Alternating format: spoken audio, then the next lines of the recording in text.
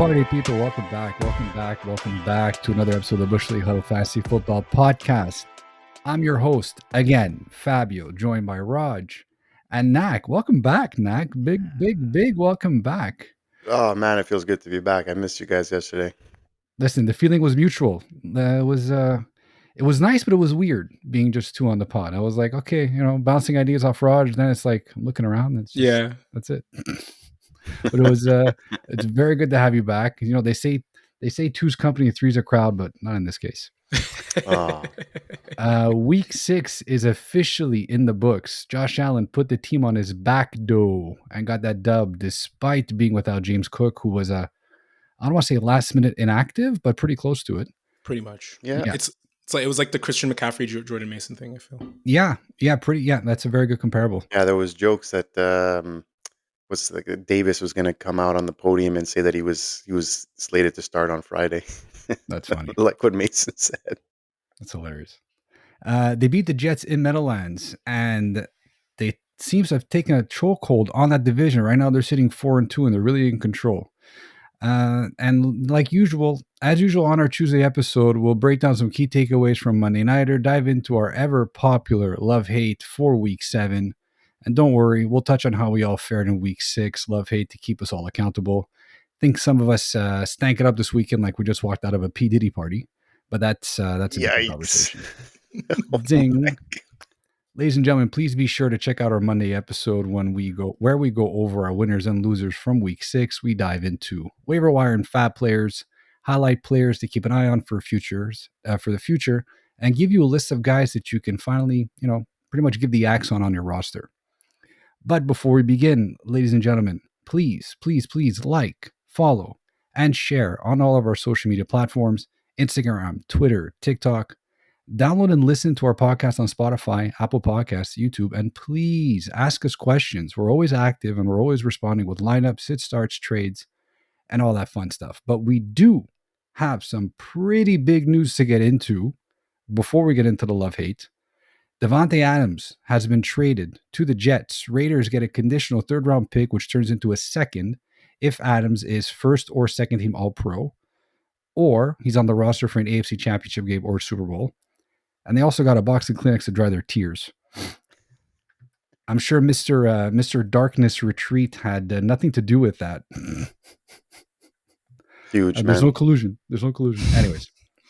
Anyways, different conversation. Roger, I want to get your thoughts on this because this obviously has some implications for Garrett Wilson and to a degree even Adam Lazard owners. Yeah, I think Rodgers has always been able to sustain 2,000-yard receivers. And I think this is a great opportunity for Adams and Alan Lazard to keep that trend going. Jokes aside, though, this is what the Jets needed. They are a very bad red zone team. Yep. And Davante Adams is one of the best, and we saw it obviously yesterday in the Monday Nighter. Davante Adams is one of the best red zone targets, red zone TD makers that has pretty much ever played the game. So I think also Rodgers, he's at this stage of his career, he's more of a precision type passer. Like he doesn't really want to play with motion. He wants to be able to fire the ball in tight windows. And similarly to Nacc, I'm sure you remember, similarly to how Big Ben was playing in his last years, it feels like he wants to get the ball as fast as possible. Like he does not want to get hit. So but he's also running for his life a lot more. Running for his life, absolutely. The offense line is absolutely horrendous. So I think this is a good move for the offense. It doesn't necessarily fix their issues, which again is the offensive line and a lack of pass rush, and apparently now a lack of a kicking game. But for me, as a fan of nostalgia, and like for me, this is my favorite tandem that's ever played. Like Rodgers and Adams, the back shoulder throws, the synergy, the just check at the line, look at me, hey, like run a slant route, run a go route, back shoulder, touchdown. Like it's a thing of beauty. So I'm very happy about this. And just lastly, Mike Williams, it feels like in those mob movies where like he snitches on the gang and then he's just absolutely eliminated the next day. Like you don't hear about him.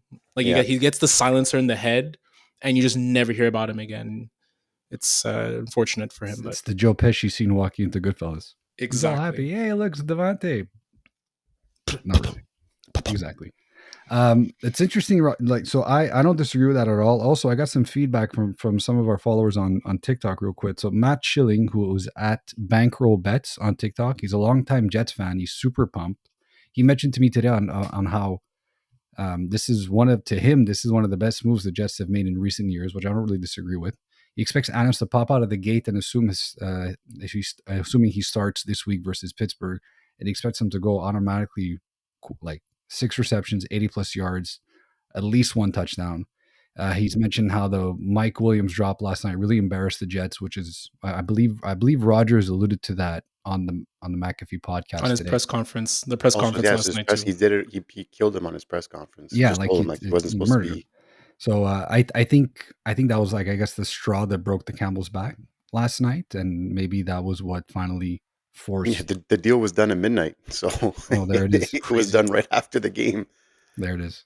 Yeah, Rogers said he spoke to Adams at like 12:45, and it had already been done.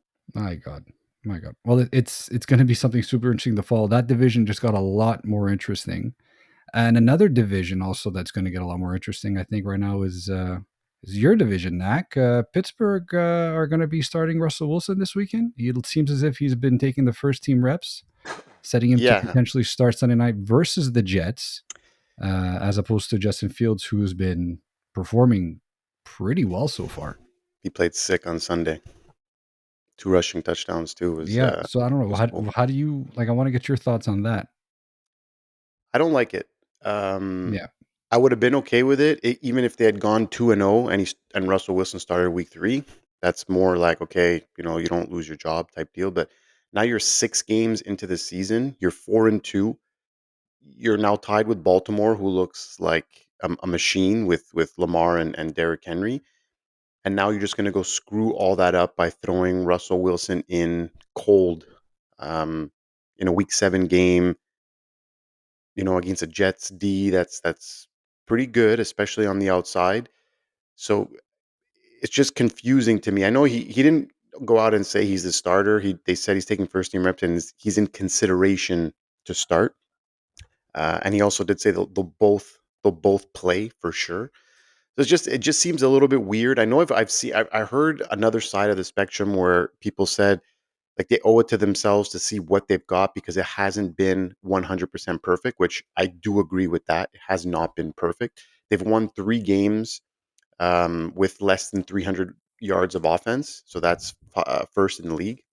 So it hasn't been lights out. Their defense has been bailing them out a lot. But I mean, that's kind of what you want, good defense. And, he's not turning the ball over.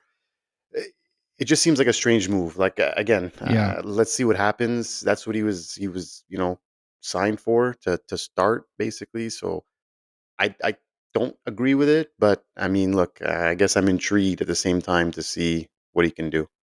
Russell Wilson still a QB2 for you?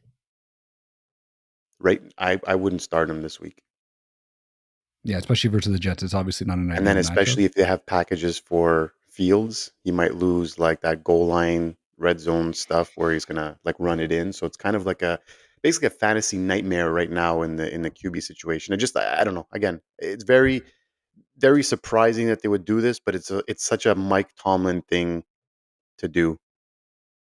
He's just an old school coach. I don't know. It's weird. Yeah, I don't know. The Fields thing, I was agreeing with it, but then the last 2 games, like to complete less than 60% of your passes in the NFL these days is like that's hard to do. And he's at 58% against the Raiders and 55% against the Cowboys, both under 150 yards.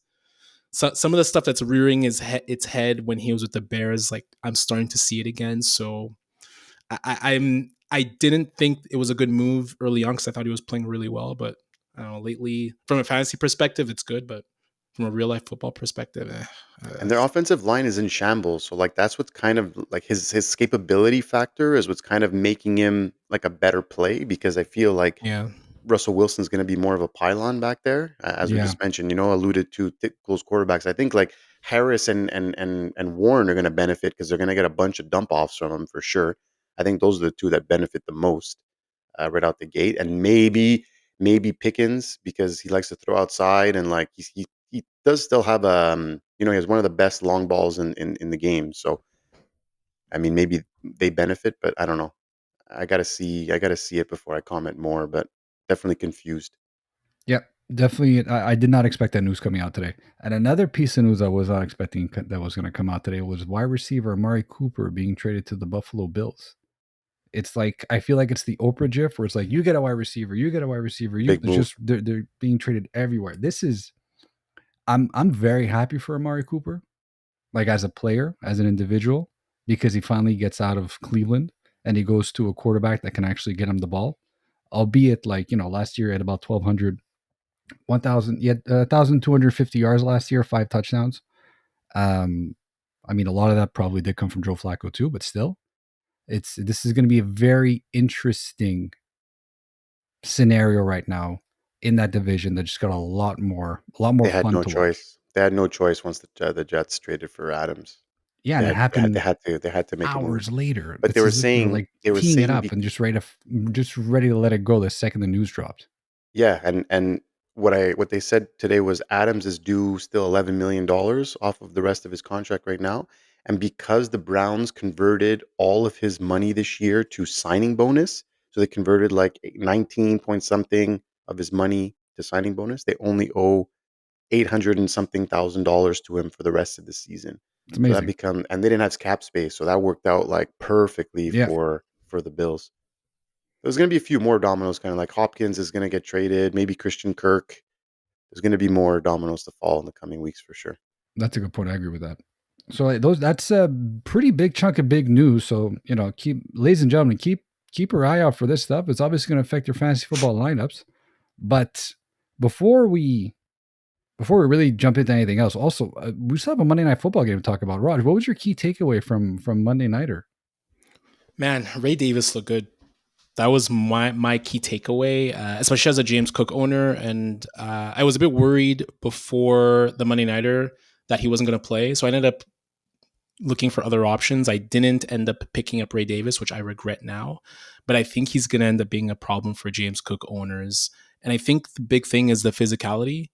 He provides a different element than what James Cook provides. A lot of yards after contact. He had a really nice 42-yard catch from That Josh was nice. Allen as well. And I think just a different element to what Cook provides. What I noticed too with Cook is that he's been more of the red zone rusher this year. I think 58% carry rate in the red zone versus 42 last year.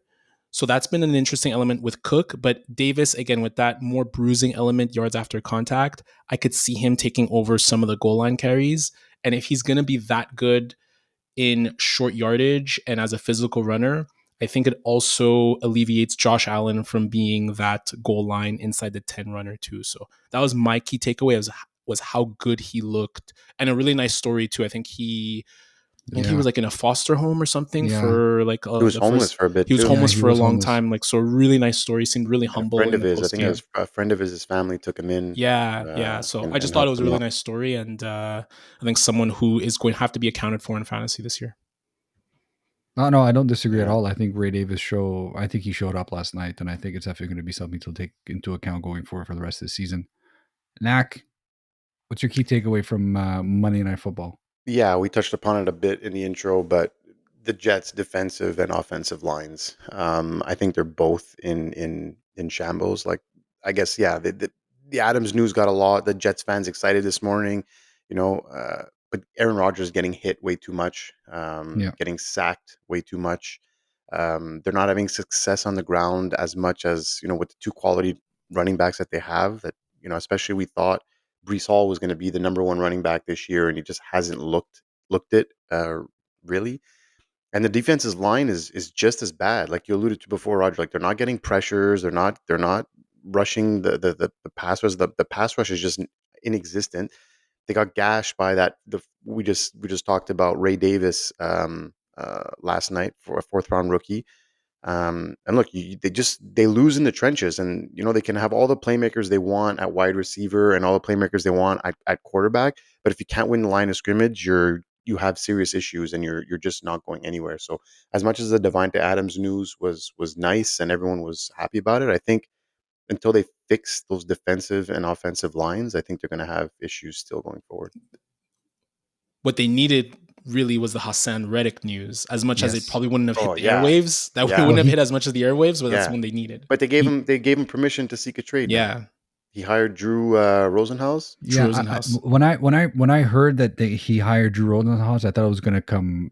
I thought it was going to mean that he might come closer to getting back on the field for the Jets. And then when the news dropped that he's seeking a trade, I was like, this is just not what I expected. Wow, Like, they even said, like, the coach came out and said, like, I hope Drew like convinces him to join the team. So yeah, like they're still standing pat, like they're not giving him an extension. It's yeah. not going to happen unless like Drew can work some type of magic. But apparently, like, just show up and play or seek a trade somewhere, and that's that. You know.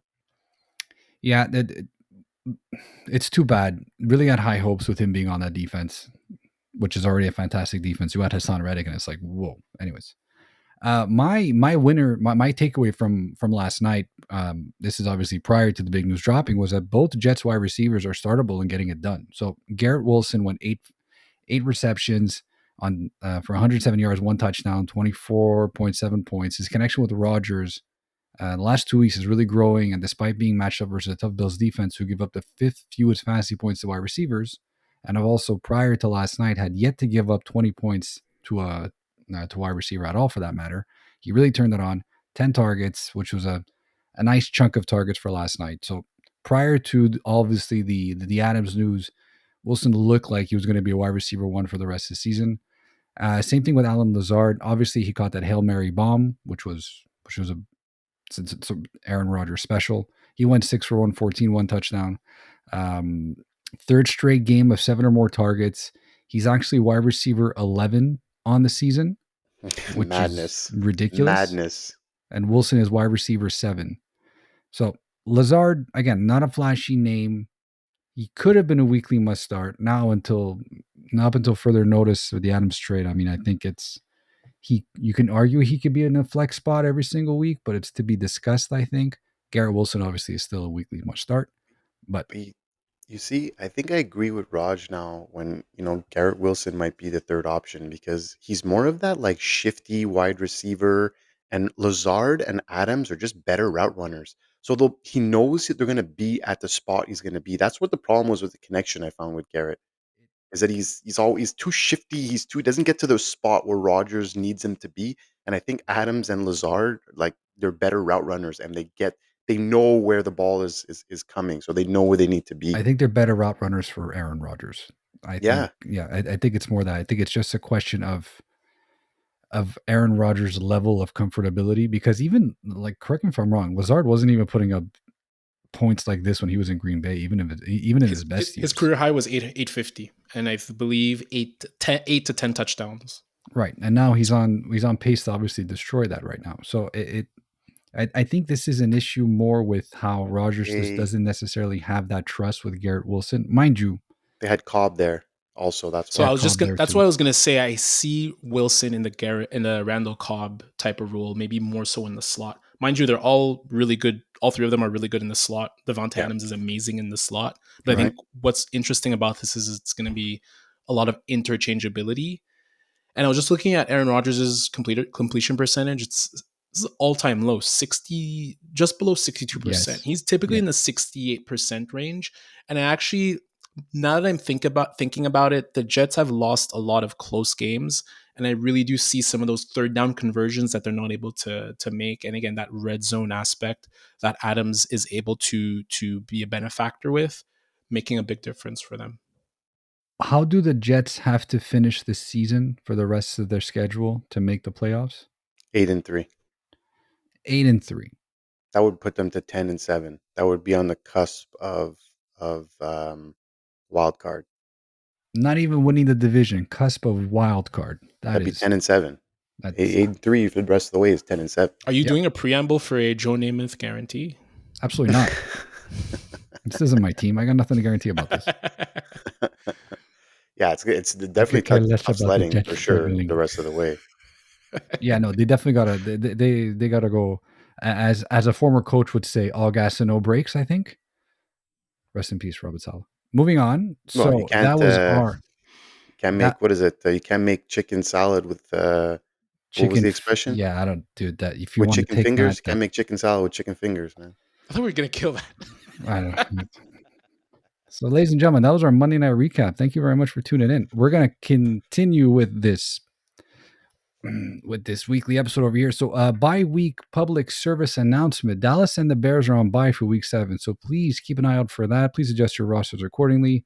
Moving on to our love-hate. So, Week 6, our love-hate record collectively, guys: 4 wins, 6 losses, and 1 tie. Sheesh. Actually, Bye-bye. sorry. That was that's it's pretty rough. So compared to 10-2 last week, quickly I went 1-2-1. Daniel Jones put up 12.8 points, so that was a loss in my love column. DeAndre Swift, however, again swiftly made his way to RB1 status, 21.9 fantasy points. In my hates, I had Josh Allen putting up a dud. He did not. He put up 26.4 fantasy points last night versus the Jets, which I was super impressed about. So good on him. He made you learn. He made me You learn. needed He to made learn. me Yeah, respect you his needed name. to learn. Put He some told me, respect he's on like, his name. Fabio, what name is on your back of your jersey? I don't even know who you are. And I was like, you're right, Josh Allen. So I apologize to all the Josh Allen owners out there. Brian Robinson Jr., he was injured, unfortunately, did not play. So I'll take that as a push. Nacc went 0-3-1. Yeah, DeAndre not good, Hopkins, not for good. his love, put up 9.4 points. Amari Cooper, for his other love, put up 8.2 points. Both losses. Chuba Hubbard, 15.3 fantasy points. I'll give you a push on that. It's like RB 18. It's fine. You'll take a push It was on that. close. It was close, but It was close. It was close. Still closer to an L. Yeah. Trevor Lawrence, however, put up 20 points in London. So that's an L on your part. Roger is the big winner this week. 3-1. Najee Harris, 20.2 points. Big win. Your other love was Rashid Shaheed, 8.3 points, lost, but he did get injured as well, and he also might not be playing this Thursday night, so please take that into account. Justin Herbert, 14.68 points as a hate. We'll give you that. We'll give you a win for that. He finishes at QB 21. I wouldn't Time be to starting drop him. Justin Herbert, no? I'm sorry? Like, he's droppable. In a 1 QB league, he's droppable. In a super flex, I still would not drop him. Just keep him as your 3. 1 QB 100%. Yeah, One in QB a super 100%. flex league, no, I still will not drop him. Geno Smith, 15.48 fantasy points. Another win for Roger in the hate column. He finishes QB 19. So week 5 was really good. Week 6, not so much. Let's try to turn this around, guys. In week 7, Roger, we're going to start off with you, buddy. Who is your first matchup that you love this week? Yep, first matchup I love, and we talked about it yesterday during the Fab Waiver Wire segment. It's Drake Maye versus the Jaguars in London. So the Jaguars defense is on pace to allow 39 passing touchdowns this season, the most points, the most fantasy points to QBs in the league, and they just got carved up by Caleb Williams and the Bears. By virtually every metric possible, the defense is absolutely awful. I think we said that, Drake Maye, he kind of had a quite solid start yesterday. Sunday against Houston, 24 points, not only showed some nice rushing numbers, 5 carries, 38 yards, but had passing touchdowns of 6, 35, and 40 yards, showing that there's some talent in the Pats receiving room. So I think if you're in a bind in 2 QB or Superflex leagues, either with Caleb or Dak Prescott out, or even if you're feeling iffy about Matthew Stafford, I think May is a really good streamer against a brutal Jags defense. So the Jags defense have given up, like, their worst outing, like the least amount of fantasy points that they've given up to any player was Deshaun Watson. That was 15 points. Like, this is a fantastic spot for Drake Maye. Like, I love this matchup. And they've allowed a decent amount of rushing yards to every QB that they've played. And we talked about it yesterday, Fab. Yep. Like, it's a sneaky, low-key aspect of Drake Maye's game. 100%. 100%. Who's your second matchup that you love this week? Yeah, the second one is not as obvious. It's a player that I really like, but in a tough situation. Courtland Sutton at the Saints on a Thursday nighter. So Sutton will be facing off against a Saints defense that is allowing the 3rd most passing yards in the league and the 5th most receptions to wide receivers. He scored a touchdown in 2 of the last 3 games and is tied for 3rd in the league in red zone targets. And we obviously saw what the Saints defense just allowed to the Bucs. 125 yards and 2 touchdowns to Chris Godwin. This is also a revenge game for Sean Payton, obviously. So many of the same players, coordinators that were there when he last coached the Saints, he's going to be facing off against. And they're one of the oldest defenses in the league, and they've allowed 1,054 yards in the last two I think games. they are the oldest. They are the oldest. Yeah, Cam Jordan, Matthew, Lattimore, great players that have been. 2 out of 3 of those are borderline Hall of Famers, but I see this as a really nice spot for Sutton. He's not going to get many catches, but he finds the end zone. Maybe like a 3-catch, 60-yard game, 1 touchdown. Thursday night game is going to be another great matchup this week. I'm very excited for that. I hope so. I hope Surtain plays. Yeah, he's still missed practice today. Right. Again. Yeah, that's going to be something to keep in mind of as well, especially because or else Spencer Rattler gets pushed down a little. It's going to be good news for our boy Bud Means if Courtland Sutton doesn't. If Patrick Surtain does not play. What a name, Bud Means. Can't get over that. Is it Bub or Bud? His real name is Gerard. No, but what's his? I figured that wasn't his real name. No, I don't know because Fab sees names on Yahoo and assumes those are the birth certificate names. Yeah, obviously, Yahoo never lies, guys. Come on. Tank Dell. Who would name their son Tank? Who wouldn't? Is Tank better than Dontavian? It's a different conversation. Oh God, it's a different conversation. What do you think Tank Dell's real name is? Theodore. No. Theodore? Nathaniel Dell. That makes a lot more Nathaniel. sense. Yeah, it makes a lot more sense. Theodore, you're a tank. No. Nacc, who are your loves this week? Yeah, so I went tight end heavy this week for both my segments. First love I've got is Brock Bowers at the LA Rams. His target production has skyrocketed in the last 2 weeks with Adams being out. So with him now being traded to the Jets, Bowers becomes the undisputed number 1 option in that Raiders offense. 22 targets in the last 2 weeks and 39.8 total fantasy points. So he's been a machine. I actually got to witness that firsthand on Sunday. He is huge and he looks really, really good, man. This guy's going to be a good tight end for a long time. And he gets a Rams team giving up the second most points to tight ends. So I think he's going to continue getting peppered and continue to eat in week 7. So I love this matchup. I love this call. This is a great call. Brock Bowers, obviously he's going to be the leading target monster and wide receiver, and pass catcher, for the rest of the way. He goes up against the Rams this week, which was the second best matchup for tight ends. Next week, he goes up against Kansas City. And the week after that, he goes up against Cincinnati. 2 other matchups that are extremely exploitable. Yeah, if you have juicy. Brock Bowers in your lineup right now, you're licking your chops for the next few weeks. It's going to be he's going to put up, like, in 3 weeks, another 60 points, you would think, which is...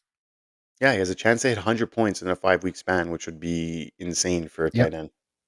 Yeah, easily tight end 1 for the rest of the way, honestly. It's going to be very hard for you to convince me otherwise with what he's doing.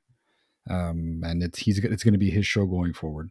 Who's your second tight end that you love this week? Pause. What? Who's your second tight end that you love this week? Pause. Come on, guys. That's funny. So I like Sam LaPorta. Been very, very disappointing, obviously. Most likely went off the board as early as the second round in most drafts. And this is kind of the reason why Raj and a lot of people don't like drafting tight ends this high, because things like this could happen and then you kind of get screwed. He has yet to reach 5 targets in a game. That when I read that today, I found that pretty unbelievable. But the Vikings do give up the 7th most points to tight ends, and this game could become a shootout in Minnesota. So I think I'm looking for LaPorta to finally come to life and have a huge impact on this game. You know, like if not now, when? Yeah, he had 1 catch for 52 yards. Yeah, and a touchdown. That's what saved his. That's what made him fantasy relevant. He had 13 points and on 1 catch. So really weird because Goff loved him last year. I don't know what's going on. It's not like there's he's been playing in domes. He's been playing. It's weird that he's not. I think there's just so much talent on the team. Yeah, for They're sure. just Goff is just picking the open guy, and go ahead, They've Fab. turned into a running team, I find. That too. Like I don't find Goff is throwing that much, and that's why Nacc I actually like this call, because against Minnesota, I don't think they'll be able to run as effectively as they normally would, which I think should open up a lot more lanes for Sam LaPorta this week. But they're like Goff isn't he's barely throwing 25 times a game, right? Like I mean, he's not really throwing all that much. I find I don't correct me if I'm wrong, but I feel like he hasn't really been slinging it like we would So expect him to. last I checked, Detroit has 3 more rushes per game compared to last year. But I looked at this like 2-3 weeks ago, so not a huge amount. But I just want to say this is the type of game that Jared Goff struggles with. A lot of pressure that comes from a lot of different places. Like I like both calls, Nacc. Mind you, with tight ends, it's like we picked like the 2 best tight ends in the league, and then suddenly tight ends are crap for that week. Like that Yeah, could very well yeah. that could easily very well happen. But I just want to be mindful for anyone who has Goff. These are the types of games where when I had him last year, anytime there was pressure and or he was on the road, he's a bit of an iffy play. Just Goff though. Yeah, this is probably his toughest matchup of the season so far. Apart from the game against Tampa Bay where he threw it 55 times, he's rarely gone over 25 or even 23 throws. He hasn't been throwing all that much. He's still been super efficient though, but he's also had really good matchups to start at the beginning of the season as well. But it's going to be super interesting to see how he does versus the Vikings. Again, I think Sam LaPorta and even to a degree Jahmyr Gibbs is going to have a probably better game than usual, just because they're going to be more of those safety blanket type of Yeah, receivers.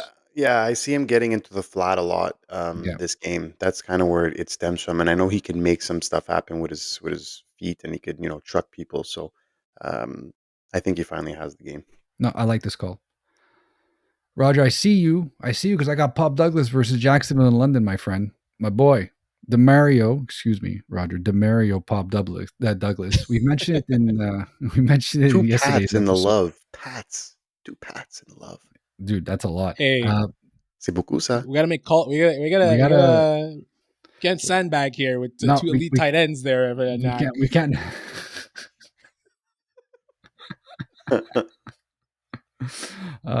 So we mentioned yesterday's episode, Pop Douglas right now is wide receiver 30 since week 3, and now he's getting a QB that seems to be like he's going to be finding him and build a chemistry off of. You love the matchup versus Jacksonville. Mind you love every matchup versus Jacksonville, but still. Jacksonville are giving up the second most fantasy points to wide receivers this season.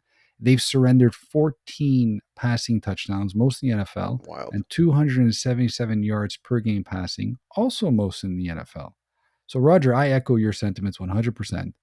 Pop is in a top matchup where he can put up legit wide receiver 2 numbers, maybe even wide receiver 1 if things break right. But I think honestly, I think he's a must start. If you grab him off waiver wire this week, you put him in your lineup, you will not be disappointed. I really see him having a great day. Why do they call him Pop?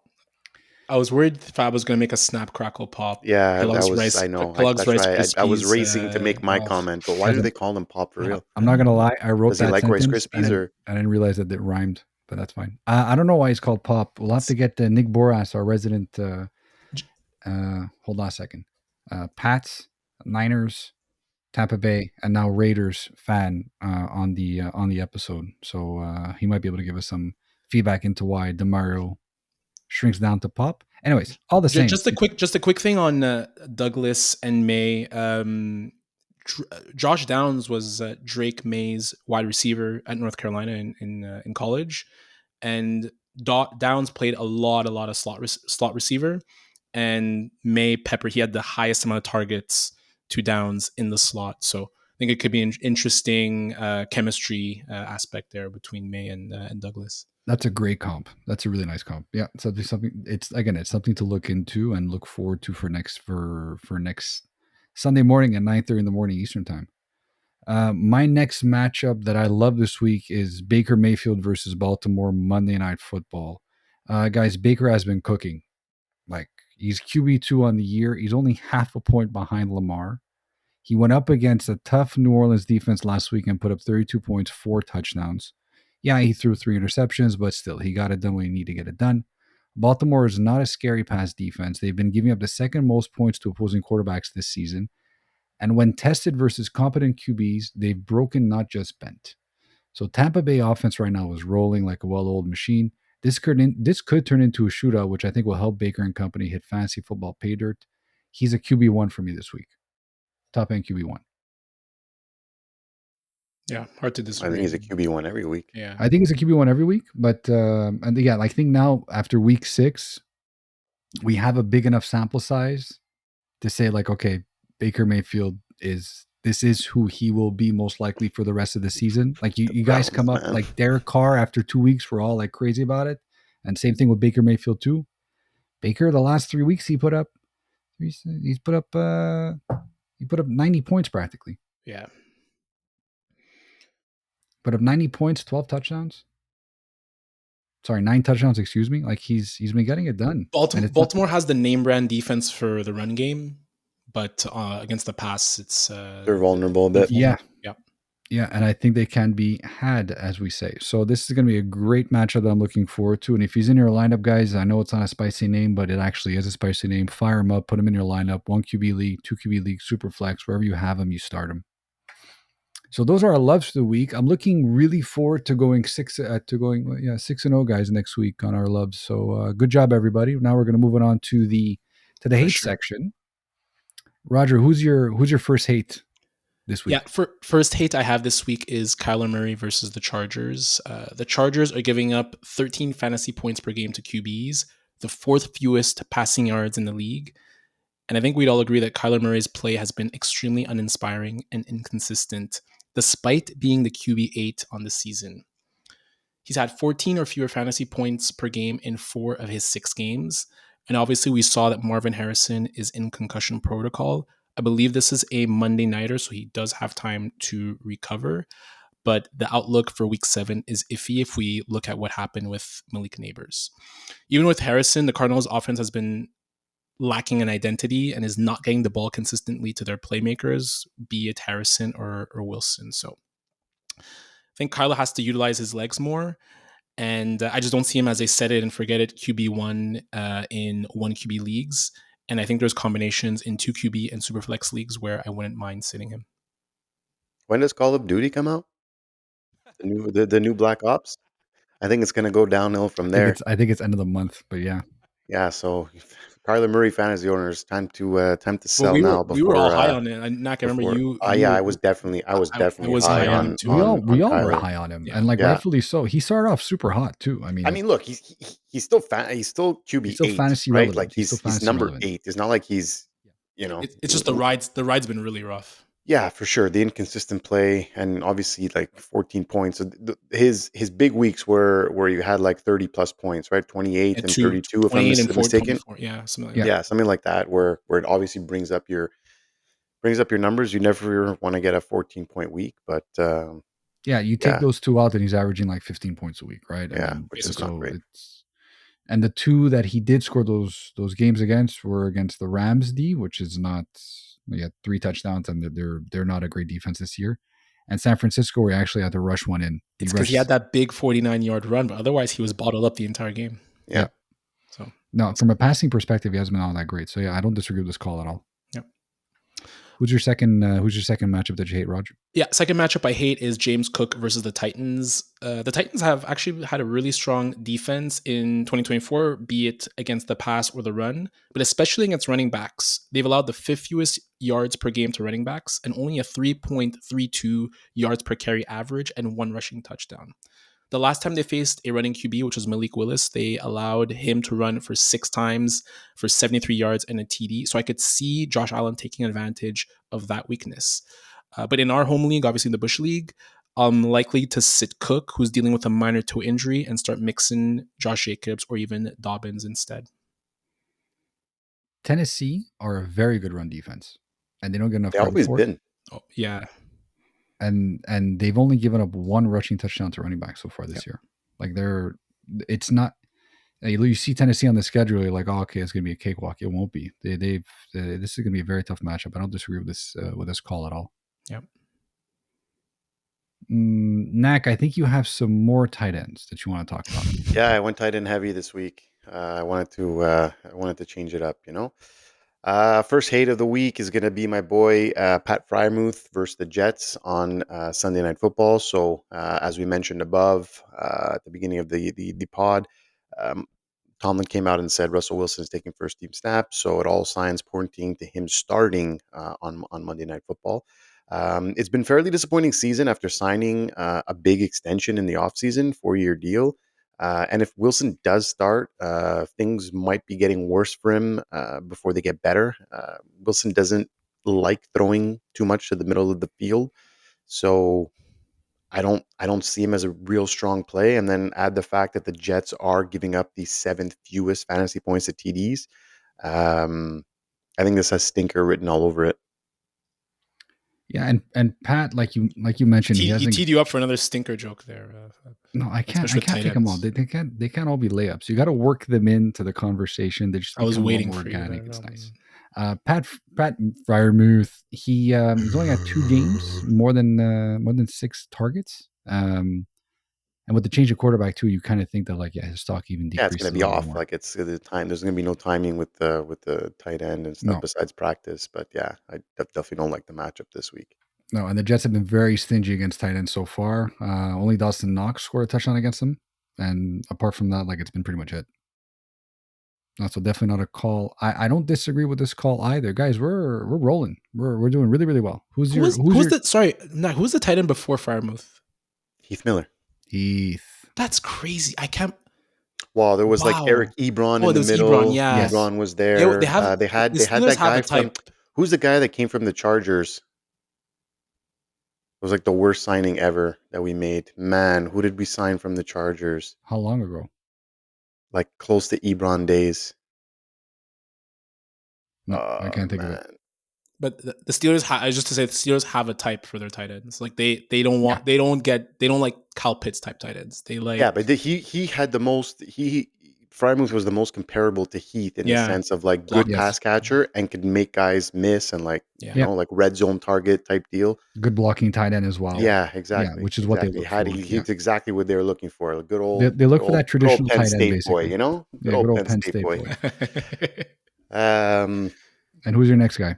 yeah, second hate for the week again. Staying on the tight end train is going to be Tucker Kraft versus the Texans. He came back down to earth a little bit in week 6 with his 3.5 points. That offense is a very like different weekly performer oriented, man. Like it's just going to be there's one guy who's it's basically Reed and Josh Jacobs who are Yeah. trustworthy or more trustworthy, I should say. But or else one week it's Wicks and the other weeks it's Dobbs, and Dobbs go off for 2 touchdowns last week. Yes. And it's around and around we go. So it's like it's a merry-go-round, I feel, in that offense. And I don't think week 7 is Kraft's week. Houston's giving up the 3rd fewest points to tight ends. And quietly, they have a legit defensive unit, man. Like they really look good on defense. So I'm looking for Kraft struggles to continue on to week 7. Kraft's targets have been decreasing every week since his 9 target game where he sort of broke out, if you will, with Against that the Rams? 17 point.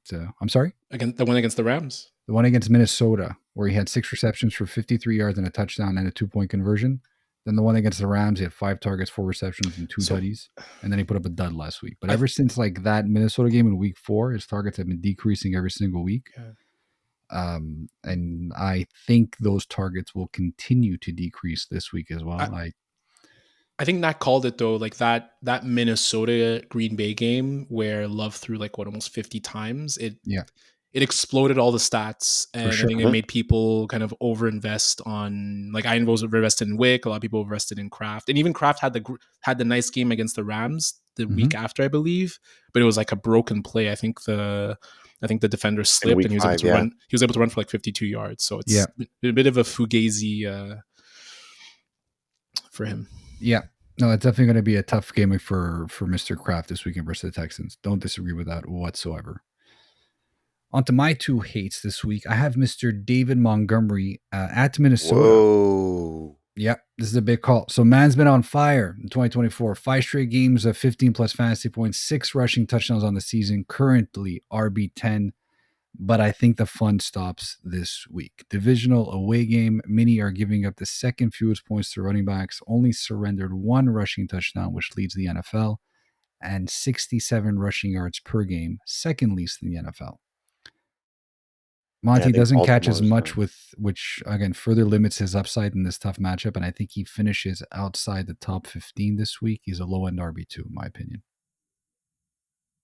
I mean, it's fair. It feels like it has like we called it earlier, it has more of a Gibbs feel game to it because they might be having to throw the ball a little bit more, so they may get away from Yeah, the run a bit. they're a tough defense to play Yeah. against from a rushing standpoint. Apart from the game against Jordan Mason, where he rushed 20 times and and he went for a century, like the most they've given up is 50 yards to Josh Jacobs, 51 yards, and that's it. Like they're a tough defense to play against. Like it. This So is sorry, what was that? this is a like if you have better options. Like if you're like if you went Consider them. if Yeah, you went heavy RB or hero RB in the draft and like somehow David Montgomery is your flex.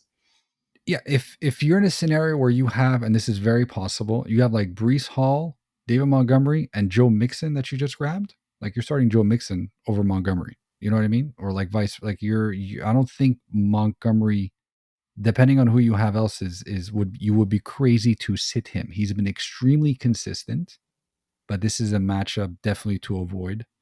And I would not feel confident with him getting this typical 15 points you would be expecting him to get on a week-to-week basis. If this guy gets into the end zone on a red zone carry, fine, I'll give you that. But apart from that, though, like he's not going to gash the defense for those big runs. I don't think. He's not facing Dallas again. No. yeah. If only every team that's on every player on my team can face Dallas every week. The second hate that I have is Mr. Bo Nix. Bo Nix coming off back-to-back 20-plus point games. Bo has been very good fantasy-wise in his first season. Last 4 weeks on a points-per-game basis, he's actually QB 16, which is ahead of Kirk Cousins, Jalen Hurts, Lawrence, Rodgers, and Kyler. He's been very serviceable in Superflex and 2 QB leagues, but I think this might be the week where you have to bench him versus New Orleans defense, giving up the 8th fewest fantasy points to quarterbacks. You take away Baker's game last week, and New Orleans have only surrendered 1 passing touchdown all season. That's They wild. stifled the likes of Mahomes, Cousins, Hurts, Dak, and kept them all under 15 fantasy points. Bo can get it done with his legs, which might salvage his game for him. But apart from that, I think Bo's taking a seat on my bench and finishing outside the top 20 for QBs. Yeah, it's the last 2 games. I had mentioned it. It's 1,054 yards over the past 2 games, 500 with the Bucks, and I think almost 400 against the Chiefs. So those are extremely, extremely impressive. And I think that, like, I know you called Courtland Sutton to be a love. I think Courtland Sutton can still have a good game despite Bo Nix having a bad game. I want to make that very clear to all of our listeners right now. But, it's just like like the Baker Mayfield game is that one outlier. You know what I mean? Yeah. And apart from that, they've been really good on defense. So typically, I don't know. I think he might struggle, but if he gets it done with his legs, he can still have a decent fantasy game. But if you're in a 2-quarterback league or in a super flex league, you might want to look elsewhere. Even though Bo's been really, really good I've got to say, it surprised me, man. Yeah. I did not see that coming at all. Neither did fantasy wise, like it's pure fantasy wise, like real life even football wise. Even from a real football perspective, the team is. He doesn't look. No, He doesn't look like. But I'm Awful. still surprised. Like a rookie putting up, 400 and 500 yard passing games. Fantasy aside, that's no easy feat. He strung together 3 wins in a row at one point, and he did beat the Bucks. So you got to give a little bit of credit where credit's due. The defense is playing good. He could be better in the future, but just not right now. So, but I think better days are still ahead for Bo Nix. He has some pretty decent matchups after New Orleans, so it's definitely somebody to keep an eye out. If he's on your waiver wire, like we mentioned last episode yesterday, in 2 QB leagues, in Superflex leagues, pick him up. And I think, and that's it. There we have it, ladies and gentlemen. That's it for us. So thanks for sticking with us for another episode of the Bush League Huddle Fantasy Football Podcast. Once again, don't forget to like, share, subscribe. repost, retweet, all of our social medias. Please, please, please download and listen to the episodes on Spotify, Apple Podcasts, YouTube. Thank you for spending your time with us. I'm Fab, he's Raj, that's Nacc, and we are out. Raj, cue the music. Let's go. Yeah, I killed 2 outros in a row, man. I'm loving this. New clubs on Friday, baby. I'm so excited. Must be You have so no idea. pumped. I'm so excited. From the used ones? They're Golf Avenue. partially used. Yeah, They've been I've used bought like from for Golf 4 or Avenue. 5 rounds. Yeah, Yeah, I've heard about this place. I really Yeah, gotta yeah. start buying them. But I hope everyone else heard about the Bush League Huddle podcast. Peace out. Goodbye. Goodbye.